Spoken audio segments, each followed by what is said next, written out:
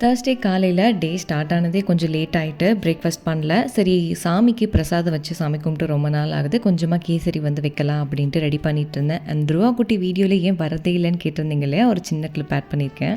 நல்லா சத்தமாக சொல்லுங்கள். உங்களுக்கு பிடிக்குமா? எவ்வளோ பிடிக்கும்? எவ்வளோ பிடிக்கும்? எவ்வளோ பிடிக்கும்? ஹக் பண்ணிக்கோ. ஐயோ, டேடி பிடிக்குமா மம்மி பிடிக்குமா? ரெண்டு பேரும் பிடிக்குமா? ஆஹா. டாடி பேர் என்ன? மம்மி பேரு? ஆஹா. சரி டாடிக்கு ஒன்று முத்தா குத்துரு. மம்மிக்கு? இப்போல்லாம் துருவா நல்லா வாயடிக்கிறதுக்கு ஸ்டார்ட் பண்ணிட்டா. நம்ம கண்ட்ரோலே பண்ண முடியாது, நம்மளே எதிர்த்து கேட்குற அளவுக்கு நல்லா வாயடிக்கிறாரு. நடுவில் கொஞ்ச நாளாக நான் மினி விளாக்ஸ்க்கே கான்சென்ட்ரேட்டே பண்ணலை. ஏன்னா கெஃபேல தான் அதிகமான வேலை, அங்கே தான் அதிகமான டைம் வந்து நான் ஸ்பெண்ட் பண்ணிகிட்டு இருந்தேன். அப்படிங்கிறதுனால அங்கேருந்து விளாக்ஸ் வந்து போட்டிருப்பேன்.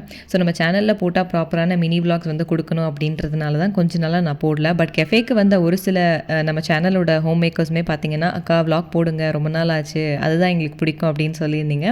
ஸோ திருப்பி கண்டினியூ பண்ணுறதுக்கு ஸ்டார்ட் பண்ணியாச்சு.